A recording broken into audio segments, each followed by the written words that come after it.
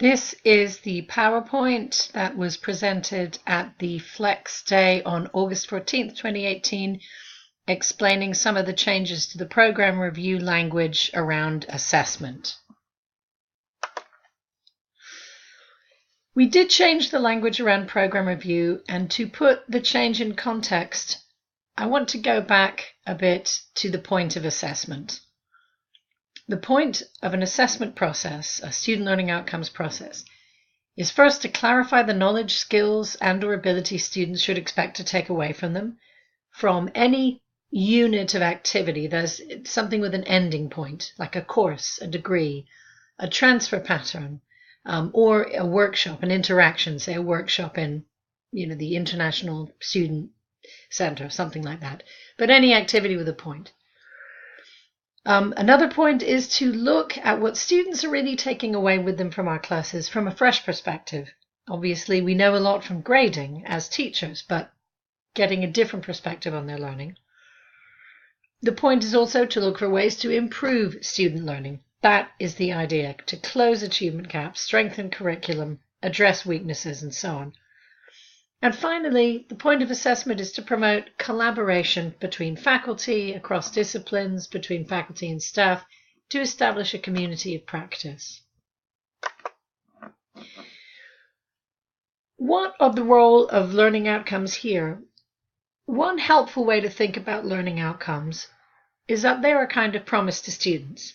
So if we think about assessment looking at student learning from that endpoint that is meaningful to students, let's take, for instance, a business administration AST degree.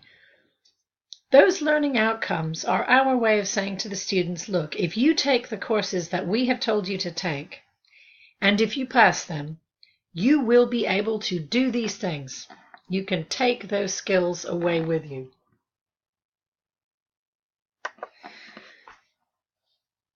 And so they make for a good framework for our self-assessment. In effect, we've made a promise. Are we keeping it? So which students are not achieving those outcomes? Why or why not? Which skills need most shoring up?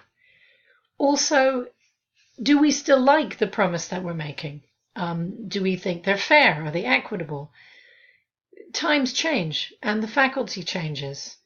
And sometimes the program outcomes that seemed like a wonderful characterization of a degree or a certificate 10 years ago now seem out of date and not really speaking to the needs of our current students. So it's a way of taking ownership, again, for our programs.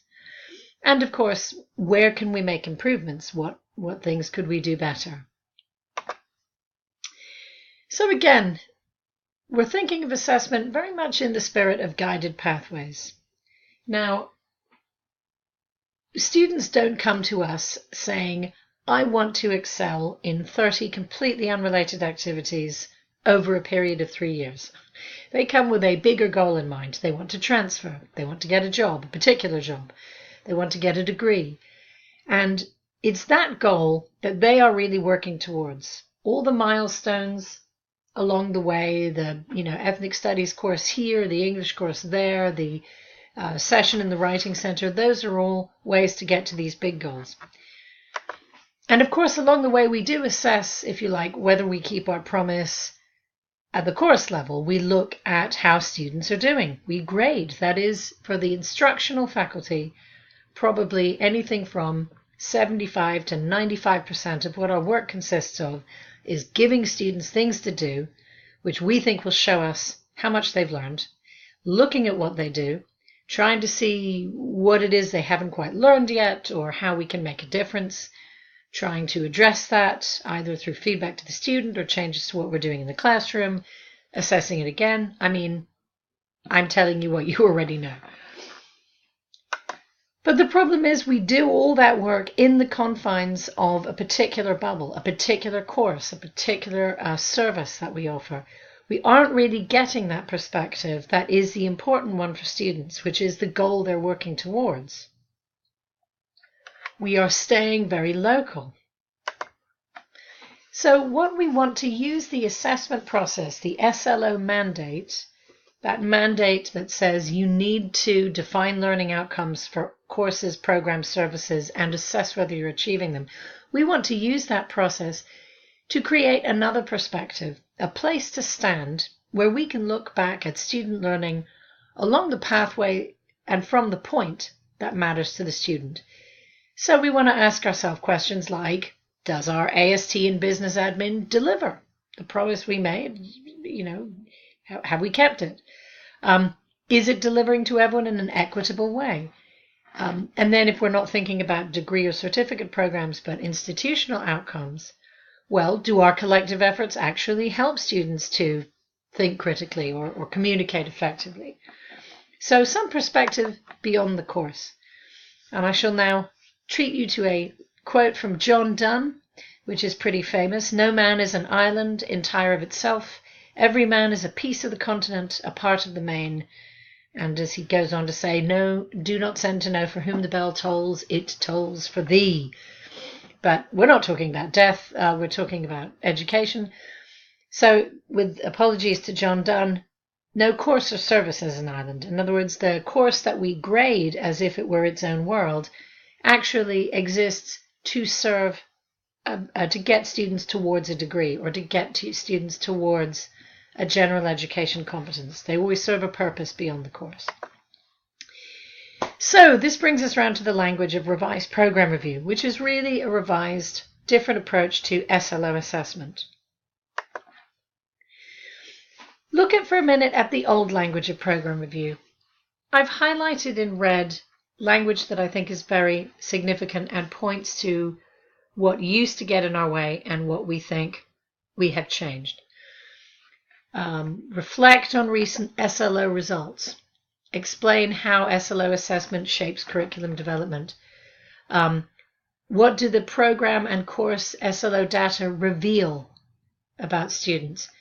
Identify trends in the SLO data. Discuss areas in need of improvement. What do our assessment results for the various SLOs reveal?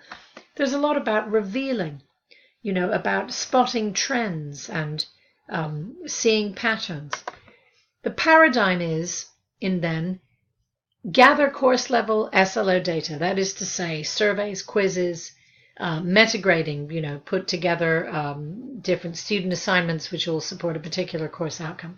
But gather all this particular data, which was a lot of work and sort of duplicated grading, but in a different way. Then spread this before you and gaze upon it and wait for a revelation.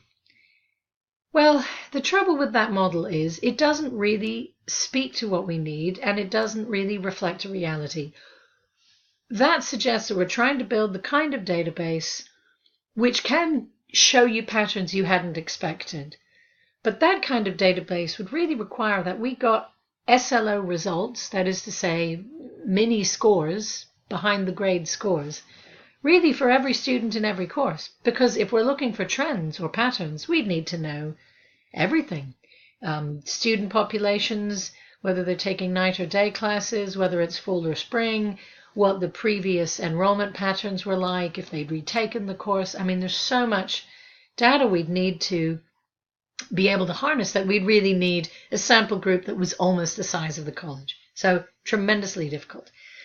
The other problem with it is most of the pressing concerns we have are already quite clear to us from all of our other data, which is comprehensive.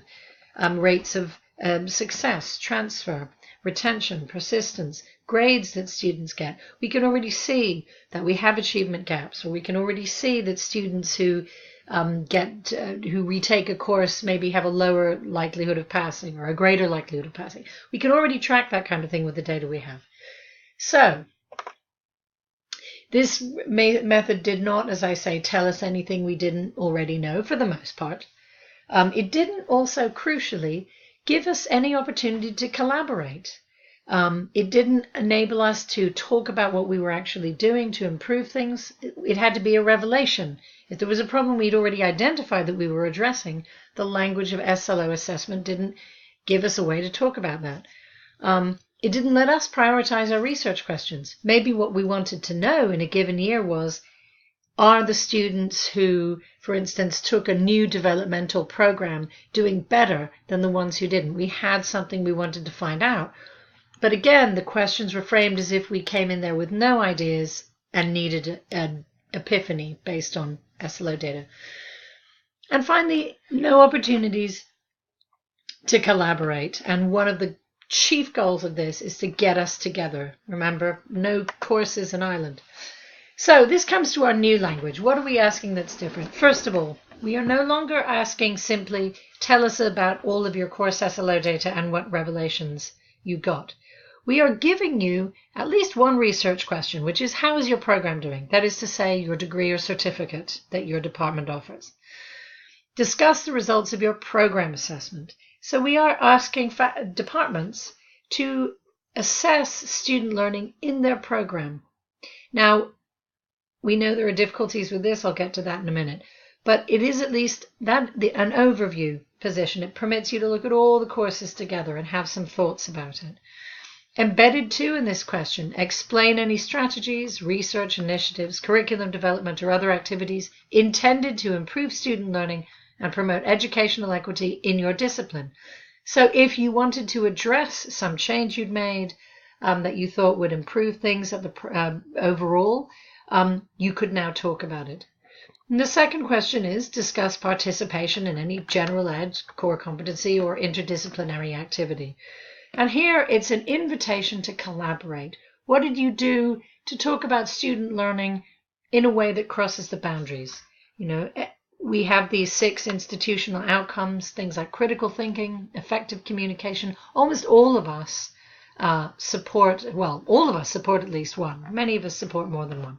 So what activities did you get involved with around those? The improvement, therefore, is, first of all, we're starting from the endpoint for the student. How is the program doing? The interdisciplinary collaboration starts from that other endpoint. What general education, how is that doing? Also, it gives us opportunity to experiment. We can go in there with our own question that we want to find the answer to. And because, again, the equity lens is so important here, it permits us to skip the part where we discover that we have achievement gaps or equity issues and get on with trying things to help them and reporting on any successes or failures or confusions that we have.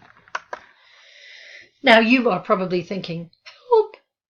How can I get a perspective outside the classroom? We only know the students we work with. How can we come up with interdisciplinary activities? Some departments offer a blizzard of degrees and certificates. Other departments don't offer any. Some departments consist of 1 faculty member, some of 12.